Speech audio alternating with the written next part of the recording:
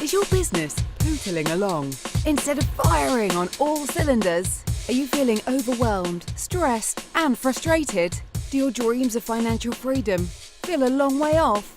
Are you fed up of feeling little when you have big ideas? Then this is the podcast for you. Little Voice, Big Business, with your host, Nadia Finer. Hi there, and welcome to Little Voice Big Business with me, Nadia Finer. And today I'm excited to be joined by Jessica Dornieden. No, seriously. So Jessica Dornieden and I are going to talk today about scaling our businesses, because when I first met you, Jess, you were doing something completely different, weren't you? Do you want to tell us a little bit about what you were doing at first? Yeah, sure. So I have a background in early years. It was kind of an accident. I sort of started working with children, and then I was like, oh, I'm frustrated with this, so I'm going to take on like a higher role and a higher role. Eventually, I ended up as the manager, and I was like, oh, okay. And I quite enjoyed helping nurseries, daycare providers that were really struggling with their business. So sometimes that's legal issues, like legal compliance, and sometimes it was like staffing and the team like being completely dysfunctional. Sometimes it's financial. And I really wanted to take that and make that my business, because I am very passionate about young children and giving them the best that we can. But the thing is, it was an impossible business to build while you're still in a full-time job.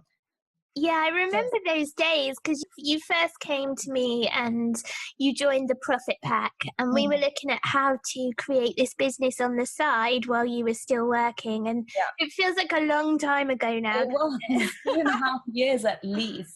I know, so much has happened since then. You've moved house, you've had a baby, everything's changed. But yeah, it was a difficult business to build on the side. But I think also the thing we discovered was the target audience were really tricky, wasn't that right? Yeah, it was a combination of things. I think first of all, daycare providers have a lot of data protection things going on. So working remotely isn't really all that simple, because you're storing like personal data from people. So, and it's even more difficult now. So that was difficult. Then I would have had to go physically into the settings, and we were all open at the same times, right? So I have to be in my job when other people need me in person. So that really just didn't work. And then also, because a lot of settings are relying on government funding, there was very little budget to actually pay an outside person. So they only really access things from the local authority. And if it's not free, they didn't want it.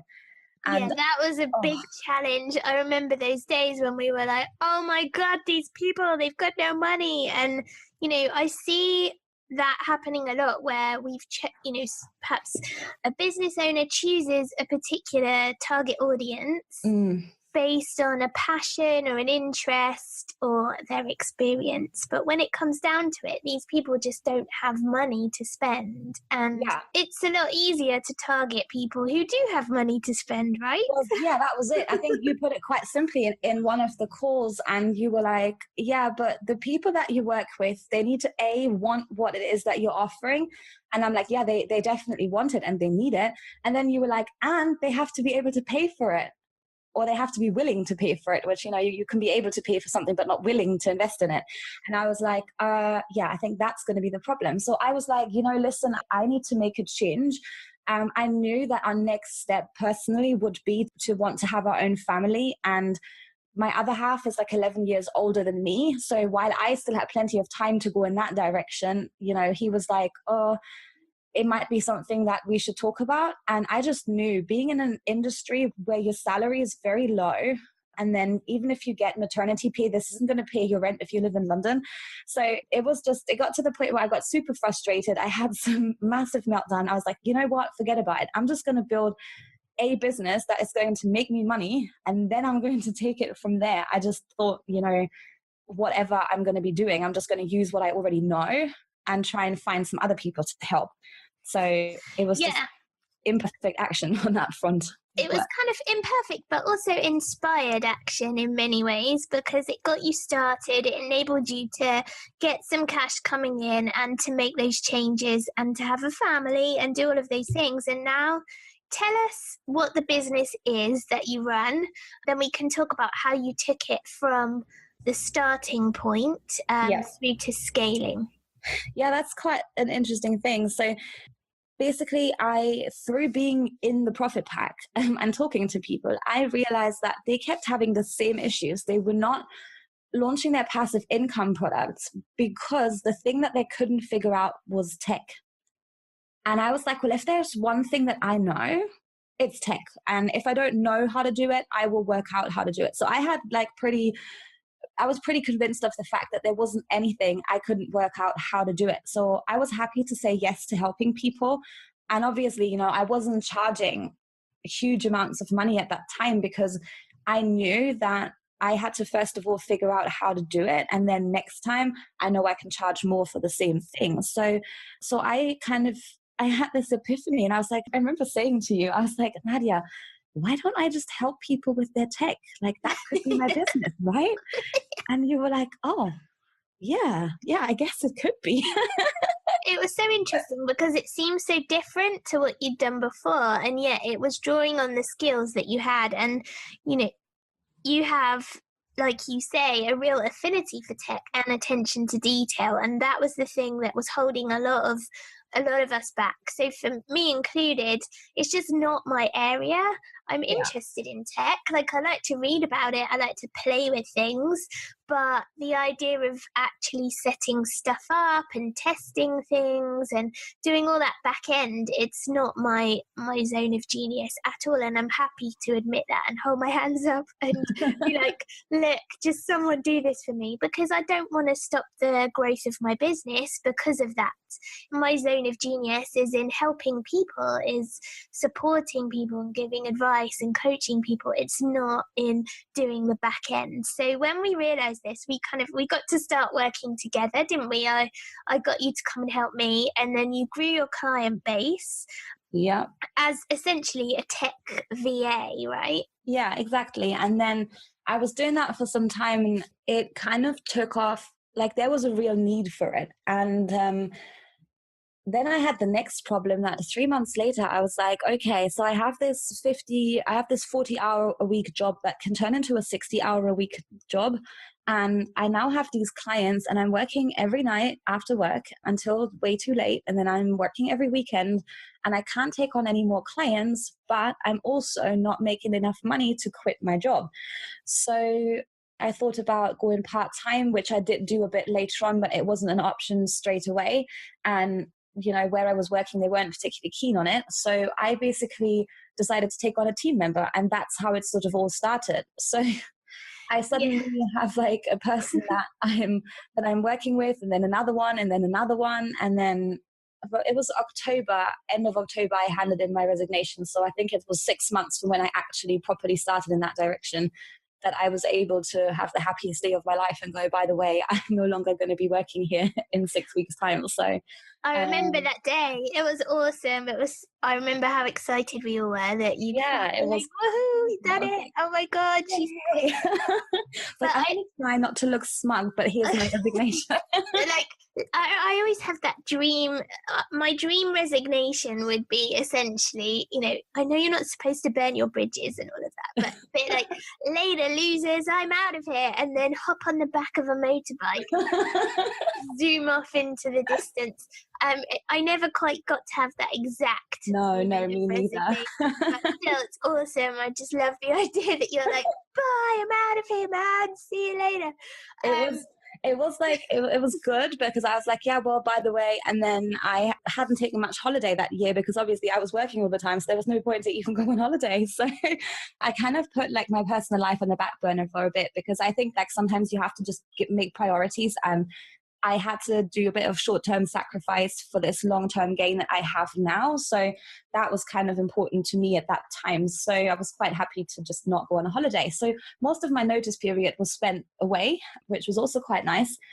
And then, well, dun, dun, dun. So I go on holiday and then I come back home and I'm like, I remember I went next door to our neighbors to say thanks for looking after our guinea pigs, and I passed out in their front room.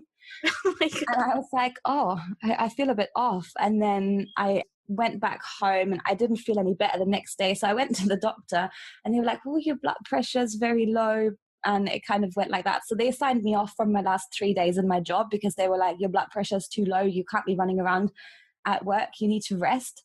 And then I figured out that actually I'm pregnant. So I was like, oh, it was a wrong timing, like total. I was like, I've just quit my job. And I was like, now I'm pregnant. I love the fact that we have this in common. So I remember when I quit my job, my last job, it was, I worked for an innovation consultancy and I loved it. I'd been there a couple of years, actually 2.5 years, which for me was an eternity because I know, same. I was always like a year in, I'm like, right, I've done this now, I'm going. Yeah, I'm like, I'm out of here. I'm out, exactly. But 2.5 years in, I was like, I loved my job, but suddenly I just couldn't cope with it anymore. Not the work, but just the stuff, like the politics, the chaos. We were constantly being told to embrace the chaos because it was part of the creative process. And I remember someone telling me that, and normally I'm like, the creative process. And this time I actually just wanted to punch them in the face. And I remember thinking, I just can't do this anymore. You're all driving me completely mad. So I jacked in my job, like on a whim, obviously, because I tend to do things like that. And literally a week later, found out I was pregnant. And I remember thinking, oh, that might have been why. Suddenly I couldn't cope with the chaos anymore. Like it all just felt too much. So yeah, I remember I'd quit to go and write my first book and had these kind of crazy plans, but yeah, it was all immediately complicated by the fact that I was going to have a baby. So that was obviously 10 years ago, maybe 11, I suppose. But yeah, things go the way they're supposed to go. So you've been scaling your business whilst also being a mum, which has been interesting. But actually, I think what's been cool is that you'd already put in place a team, you'd already started in that way. So it was never going to be the case that you were, suddenly unable to grow your business because it relied 100% on you. I think people there helping you. Yeah, I think that was kind of lucky. And also, I guess I had the background of having to deal with people and make sure the job's getting done without doing it myself, because that's what I was getting paid for previously. So I kind of felt comfortable in that space. It wasn't something completely foreign to me. So I kind of sat down and just looked at everything that I'm doing and found ways to... The hardest thing is really that you need to think of how can your business run with as little involvement from you as possible. So it was obvious that I wouldn't be able to do all the client work. So I had to get that outsourced. The problem with outsourcing is that if you want somebody that's an expert, you're going to pay for an expert. But I wasn't charging what an expert should be charging.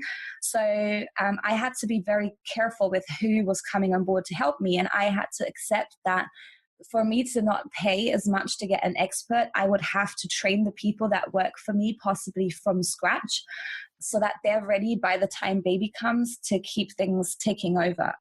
But if you plan that way enough in advance, you can just keep your business, running. I never actually intended to grow it in the way that I did the year after the baby was born. I always say hope for the best, but expect the worst. So plan for the worst thing to happen, because then at least if it doesn't turn out that way, you still will be able to actually get paid.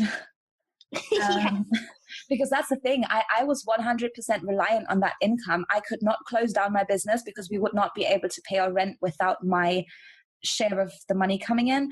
I would not be able to not do anything at all, because you can't completely take your eyes and hands off the business, because it will go off in some tangent that you don't want to be going onto. So yeah, I think a lot of that preparation paid off. there was like a couple of things that I didn't get around to doing that I would have liked to get done. But you know what? I was like, whatever, I'm just going to do this another time. And then the baby arrived, and luckily I did prepare for the worst, because it was a nightmare. Like it was literally like, this Yes. baby, he sleeps for 16 hours a day in 20-minute increments, day and night. And the rest of the time he seems to be screaming. And for somebody that's used to children, and I've worked mainly with babies, so I'm not foreign to babies, I had moments at 3:00 in the morning where I thought I could just open the window and throw the baby out and it would all be quiet and I could go to sleep. Like, you know, when you get into that state where you're so sleep deprived, you have absolutely no clue what's actually going on. So having that team in place actually allowed me to deal with this on the home front first. Yeah. And I think, without worrying. I mean, I've been constantly impressed by the way that you have coped with it, because I remember when, you know, Jacob he was not an easy baby. He didn't do the 20-minute thing, but he did a lot of screaming and seemed to have a lot of rage. I can't think where he gets that from. So it was fun times. I remember in those days, this makes me sound so old, but in those days I had a BlackBerry. iPhones, I don't think iPhones even existed then, or no one really had them. So I remember I used to have to walk around the park with him because he wouldn't sleep in the house. He wouldn't even go inside anywhere. He'd wake up. So I'd be like marching around the park for hours, and I could just about sit on a bench. And I remember doing like a radio interview in the park and sort of emailing PR people and journalists on my BlackBerry from the park. You know, I had a park office at that time. So yeah, and being so tired that you don't actually know what way is up anymore is crazy. So the fact that you're still here and smiling, and your business is still alive, I think that's brilliant. And you've continued to scale ever since. So I think what I'd really like to know from you is, how do you find good people? I obviously have a method because I found you. So how do you go about scaling and finding the best people? So obviously you mentioned you need to train them sometimes, but what do you look for? Because I'm sure some people are thinking that they could scale as a way, by growing their team, as a way to take themselves out of the business a little bit, but I guess they're going to face resistance because they'd be worried that the people they brought in wouldn't be as good as they are at what they do. Yeah, and they're probably not. And that's just something that you have to accept. So I think the most important thing that I've learned is that I hire people for who they are, not for what they know. Because if somebody is genuinely not a nice person and they don't want to learn and they don't care about your business, you can train them all you want. You're not going to get them on the right track. So even if they come with the skill set that you need, if you can't work with them and you can't communicate with them because it's super difficult, then that is going to be more challenging and more taxing on your time and your energy than if you take on somebody that doesn't have all the skills, but you can actually train them. So there are two different types of help I find that we normally need in our businesses. Sometimes you need expert help because you're doing something like, for example, you want to do a launch and you're looking at running ad campaigns and you don't know how to do it. You haven't been able to get any results, so you can't pass on anything to anyone. So then you're going to go and hire an expert and you're going to invest the money that you need to invest to get somebody to get you results. Or sometimes you have something that you have been doing for a really long time and you can teach somebody else how to do it. And then you can just hire somebody that you really like working with. You like how they work. They bring some skills that you don't have. So I love the big picture stuff. I do have a lot of attention to detail because I need to. But if I can choose between making the big plan and then handing it over to somebody else to tick all the boxes, that is my dream scenario. So I do know how to tick the boxes though, and I can teach other people how to tick the boxes. So when I need somebody now, I first of all ask the people that I know already who they're working with, because then you get real recommendations, and I'm not going to recommend somebody to you if they haven't gotten any results, right? I agree that when you find somebody that you like, that you get on with. For me, that's what I do. I find someone who I feel an affinity with, who I feel like they care about my business. They're passionate about my mission as well. So, for example, I recently just hired someone to help me market my book. And the first thing that I did was, she read the book and she loved it. For her, the book was a game changer in her business too. So the fact that she's really passionate about it and we get on means that we're going to get good work out of each other, rather than it just feeling, I don't really like it when I work with someone who I think doesn't really care about my business or what I'm doing, or they're just not interested, or I'm just a kind of a cog in a machine to them. I think another thing I want to check for when I hire someone is that my business is important to them in terms of, I guess, size. I want to make sure that the work that we do together has an impact on their business. Are you working crazy hours for tiny profits? Are you sick of feeling so little? Of letting your doubts and insecurities hold you back?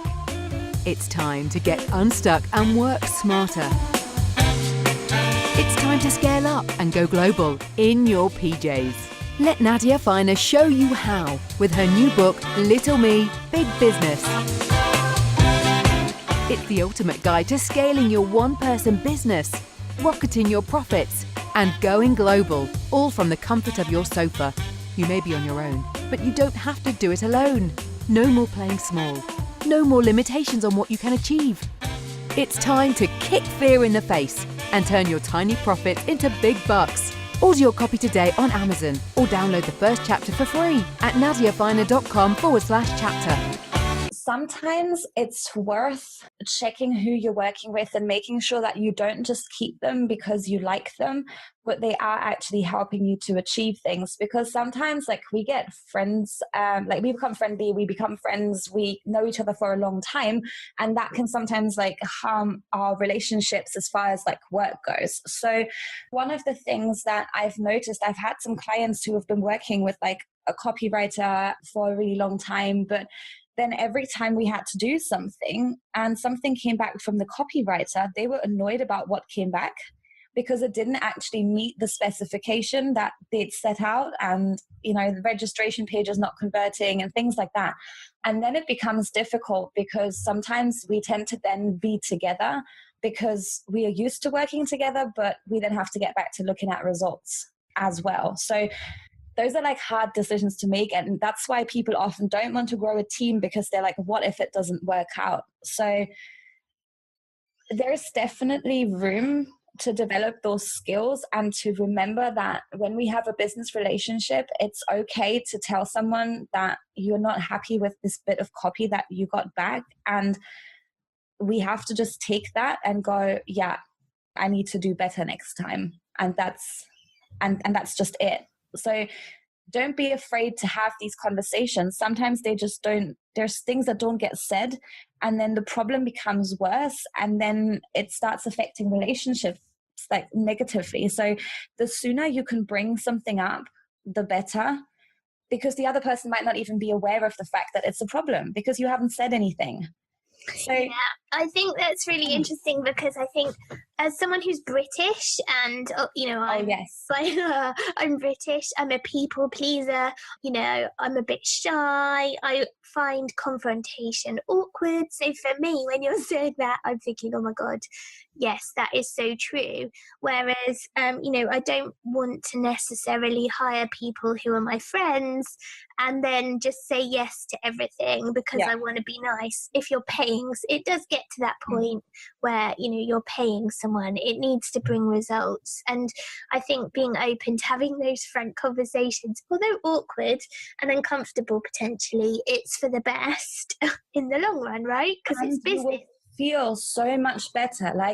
These kind of things, they lay on your shoulders day and night, and it is not okay towards yourself to not have that conversation. It's about manning up or putting on your big girl knickers. Oh yes. and having those kinds of conversations. So as we've been talking, I've been thinking there's two ways that we can scale. Firstly, you could theoretically outsource a whole bunch of stuff in your business and continue to be at the core of your business doing the work, if you see what I mean. Or, like you've done, you build a team within your business who do the work.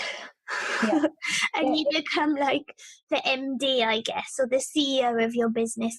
So I guess it's a subtle distinction, and it may be that one approach is better than the other depending on what we're doing. So for me, right now in my business, I outsource stuff. So I don't outsource the work, I do the coaching. That I support my clients, that's what I do, but what I outsource are all the others. Is everything else.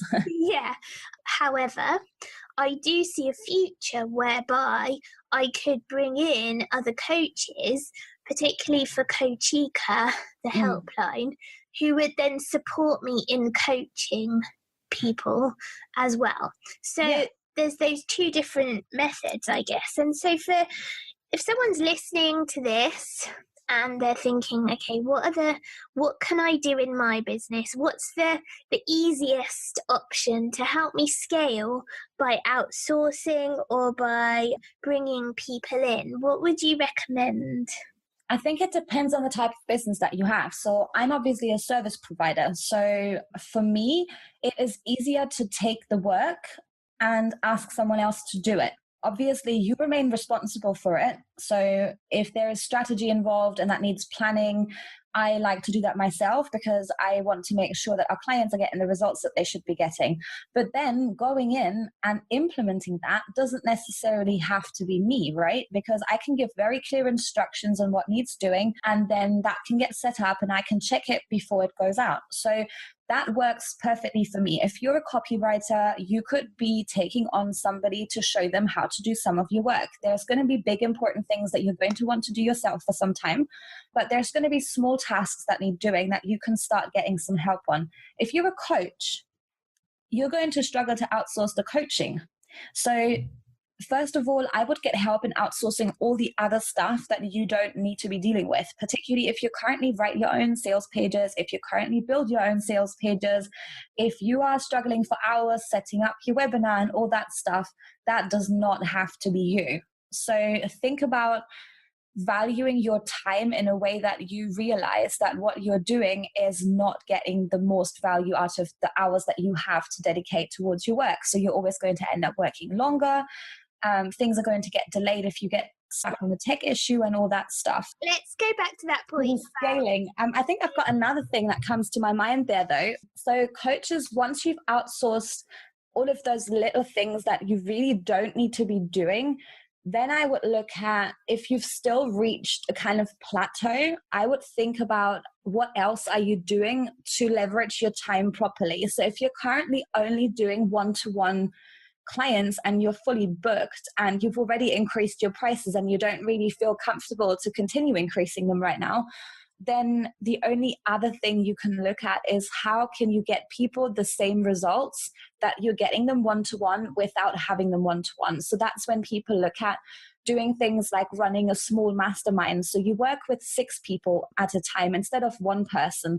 And then if you're able to deliver the same results to 6 people at the same time as if they were working with you one-to-one, then you would charge the same price per person for that mastermind as you would for the one-to-one, and obviously gain 6 times that amount of revenue. It's going to take some practice. Not everyone is comfortable with the kind of group environment, and it might not be the right path for everyone, but that's one way to go. Yeah, and then, for sure. That's definite. And that's one of the things that I really love teaching people in the profit hack is we look at how to scale. We look at how can you go when you're selling your time one-to-one and you've not got that much time. So then you can't make that much money, right? There's a big problem there. So what can you do to scale? And one of the things is pricing, making sure you're charging your worth. Another thing is packaging up your services. So if a lot of people come to me and they're still just selling one-off sessions rather than packaging up, before you even need to look at group stuff, it could just be that you need to package up your one-to-one so that it's not about the time, it's about the result, the outcome. And when people have sold their customer once, they don't sell them anything else. Yeah. So they're constantly looking for new clients. Looking for new clients is hard work. Yes. It takes time. You have to get on discovery calls. You have to make sure that they're a good fit for you. You have to be visible until people are sick of your face. And then you have that one client. And if you then only sell them a one-off session, then that was a lot of work. And if you actually totaled up the work that you do as far as marketing goes every single day, you are spending a lot of time on it. And if you then leave that one client after the one-to-one session, that is a waste of your time, like a complete waste of your time. So if you've packaged it up and they've done 3 months or 6 months of one-to-ones, and then they want to continue working with you, but they don't exactly need you one-to-one, have you got something else that you can offer them in your business? Maybe they'd want to stay in like a small intimate group mastermind where there isn't that much access to you, but they get people that have also worked with you. So they get new connections. It helps them to grow their businesses further and all that stuff. So have you got something like that? If not, it might be time to think of creating something like that. Or if you want to scale things further, then you're looking at a kind of membership community, or maybe you can package up what you teach people into a system that you can sell in a one-off online course. So there are multiple routes, but not every one of those is right for everyone. And I think it's also about choosing one at a time, so finding the right thing. And I think a lot of people, it's common when I get people coming to me, they're completely overwhelmed because they feel like they see these options, they see what they could do, but there's too many possibilities and that's quite overwhelming. So I think actually, Jess, like we're a bit of a power team, you and I, because what I tend to do is help people work out what they should be doing. We design it, we create the idea, we plan it all out, and then you can actually come in and help them implement it. And so people are able to therefore scale in a really powerful way rather than getting stuck in the tech or being overwhelmed by the sheer kind of the magnitude of what's possible, and then combining that with the kind of self-sabotage that goes on. The self-sabotage. And then once that hits, it becomes so much harder. So people create the offer, then it comes to selling it, but they don't like selling it, so they don't sell it. And then they're upset because the offer didn't sell, but they didn't tell anyone the offer existed. And then they go and they create the next offer, and then you don't stick with it long enough to actually reach that end goal that you have. So it's important to pick one thing and then sell it to your people.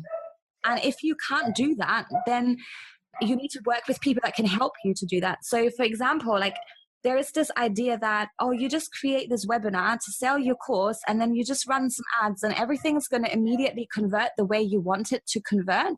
And the reality is that it doesn't work like that. You're going to put an ad out and the click-through rate is so rubbish that you need to go back to fixing it. Or you're going to have your registration page and people aren't signing up to what it is that you are wanting to teach them on the webinar. Or you're doing the webinar and people are not buying. So you need to go back to look at that webinar. So your data is important and you can't just give up halfway. People are giving up like 5 centimeters away from the finishing line and they just go, nah, webinars don't work. Nah, this doesn't work. And I'm like, no, you're almost there. Oh my God. But yes, I love that, Jess, because I see it happening all the time. I even see, though, that people are giving up not just 5 centimeters before the finishing line, but maybe 5 meters after the start line. Yeah, that happens too. Where you've made the thing, you've put all that work in and you've created something, but then you're not giving it a chance to work. And so I feel like also we're sold this vision that stuff just happens by magic. That people are overnight successes. They created something and ta-da, magically, they did nothing other than hit send and suddenly they made $1 million. Well, I just don't believe that it's true. No. If it did happen, it's because of all the work that went in beforehand. So I feel like people are not giving their ideas enough of a chance to work. If you create something and you launch it and it doesn't go as well as you think, I just view that as a test. Everything's a test. Like you said with the A/B testing, there's constant iterations and tweaks to be made. And what people seem to do is they do it once. And if it doesn't work, they throw the whole thing away. Yeah, throw the baby out with the bathwater, literally. It's like, oh, this must all be rubbish. Nobody likes this offer. And that is often not true. Exactly. And what needs to be done is some analysing and tweaking and making changes. And often more consistent approach to marketing and selling, because it seems to me that we get so caught up in marketing that there's often a lack of actual sales going on. Yeah. We think that it's enough to raise brand awareness or to build our profiles and then stuff just sells. We're missing the sales piece, because actually marketing doesn't always lead to sales. It can boost your profile. It gets you seen. People start to know who you are. But unless you're actually, say, doing a discovery call or pushing people through a funnel, there's no selling going on. And that's sometimes where people are just allowing their potential clients to just drift off. Yeah, and that's where I think, so I realized that at some point, so I was working with our clients and we were supporting them and doing what we were told to do. And I got to the point where I was like, hang on, this isn't going to work. So I've been told to set it up this, and this way. And then they're thinking of doing that to promote this offer that they're having that I've just spent like 20 hours building. And I know that that offer is not going to sell. And that's why I said I wasn't going to do anything major in the business in that first year after the baby's born, because you never know, blah, blah, blah. And then I hit the point where I got frustrated that I worked on a whole load of projects that probably never saw the life of day because nobody sold the thing. So I was like, I'm a bit tired of doing all this work and looking at it and thinking, wow, this will be nice. And then it's like, nobody's ever going to actually access that. So that's why I was like, okay, just doing tech isn't going to be good enough anymore. It's like I've learned enough by supporting other people in making money to understand which things make money and which things don't. So I've decided to invest in the direction to actually help people to sell their stuff effectively, not just by providing the tech, but actually by thinking about the strategy before we start touching the tools. Like, tools are great, but tools come last. If your business needs to get ready to scale and you need to prepare your business for growing, you start with your systems and then you find your people and then you teach them your systems. And your tools, they're just a way to deliver that system. If that tool changes tomorrow or shuts down, you're going to have to find another one. That doesn't mean that your system has to change. So we kind of start a lot of things on the wrong end, because I think we get shiny object syndrome and we're like, we've got to have this new thing that's just come out and we got to have this new tool and this is going to be amazing. But then it doesn't actually fit in with the systems that we have in our business already. We just got a little bit too excited about using it. And I think maybe people are listening to this and all the talk of systems and tools, it could potentially freak people out a little, because they're thinking, oh my God, my business exists in more chaos than that. So I know that, when I was growing my business at first, I had a couple of tools that I used, but in terms of systems, not so much, because my brain doesn't always work in that way. That's not like I said before, my zone of genius. So if someone's listening and their eyes just glazed over them, or their ears, and just the thought of thinking about, oh my God, what are my systems? I don't even know my processes. I can't think that way, because actually what I'm great at is writing copy or designing stuff or building websites or helping my clients to overcome big challenges and the idea of systems and tools freaks you out, then might I suggest that it would be a good idea to have a chat with Jess, because I think if you want to scale your business, I can help you work out what that vision looks like, and we can come up with plans and ideas to make it happen, and I can support you. But when it comes to actually building the back end and making it function so that you can scale, then I think Jess has been a real game changer for me, and I know that she's going to help you to scale too. So what can someone do to get in touch with you, Jess, if they're thinking that their business needs that kind of sensible, detail-oriented tech genius approach?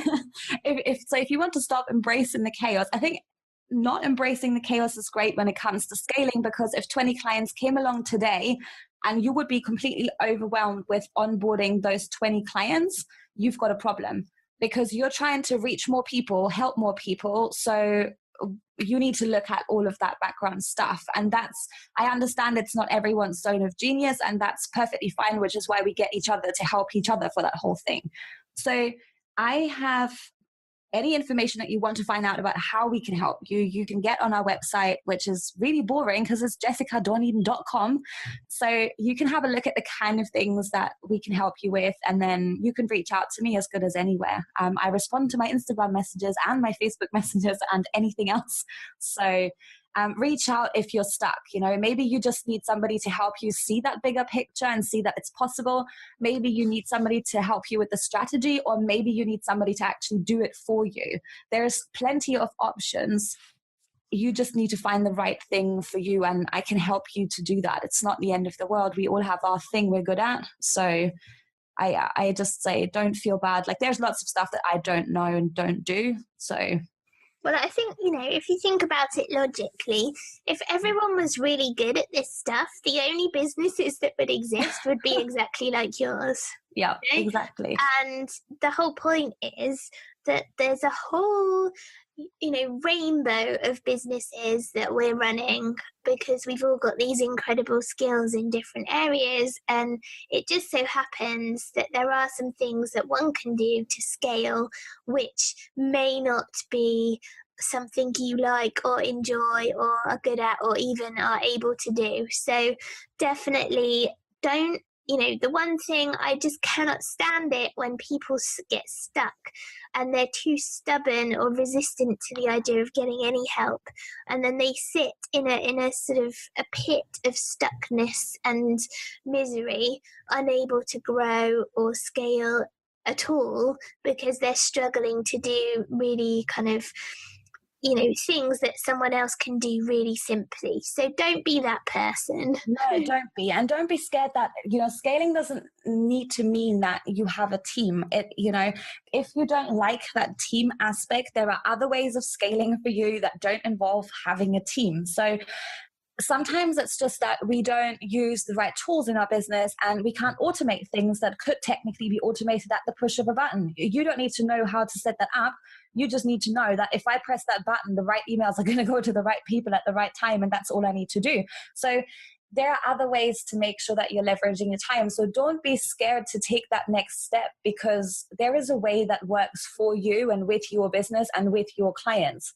Yeah, and it can be a tiny thing to start with, can't it? It doesn't, like when I was talking about the different ways of scaling, I'm imagining that for most people, the first step will be the outsourcing of certain things. But it doesn't need to mean that you want to get an entire team of people where everything's outsourced. It can just be the beginning. And, in the home as well, I mean, we've had a little chuckle about the chaos in the home, but things like I outsource ironing. I'm not going to iron. I'm crap at it. And I just don't do it. So I don't buy anything that looks like it needs ironing.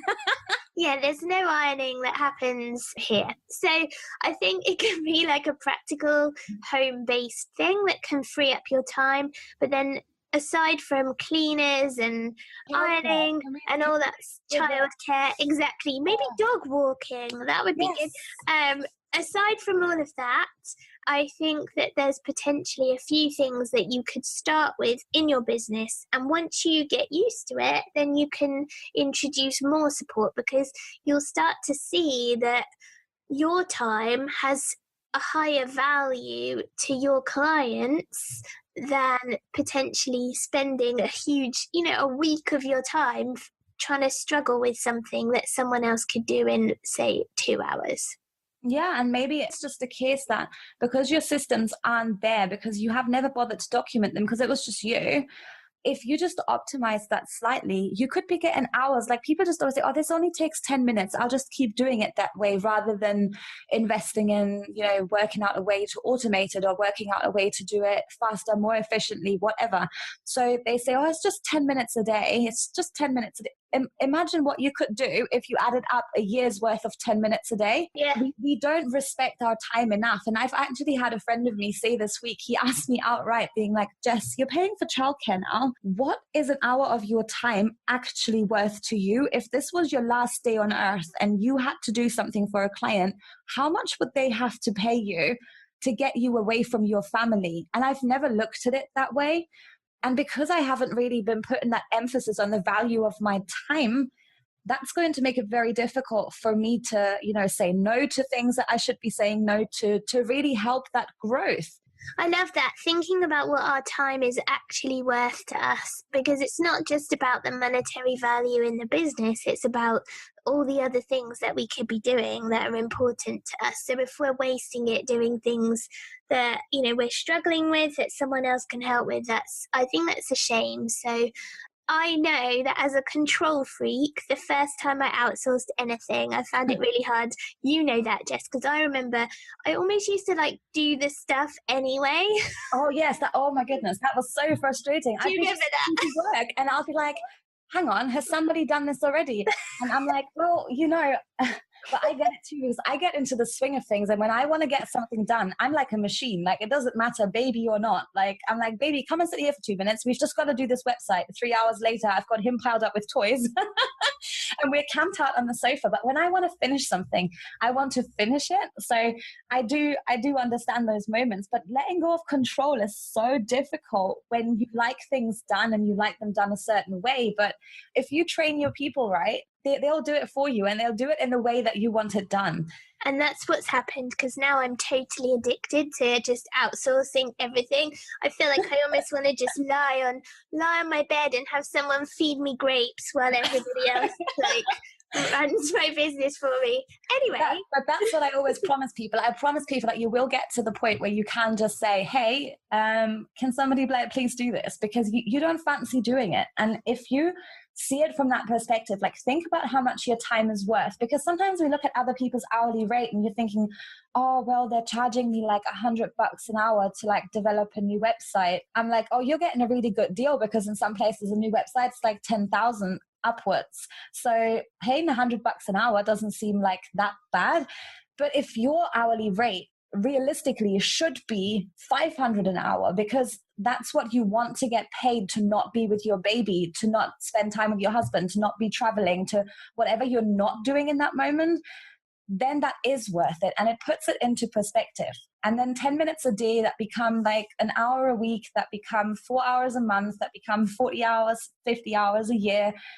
If you multiply that by what you actually would like to get paid per hour, because that's what your time is worth to you, that is a lot of money that you didn't get. Changes the whole outlook on what you do and how you make your decisions, and whether you do work with that client that is not your ideal client. It changes your perception, and sometimes that's what's needed.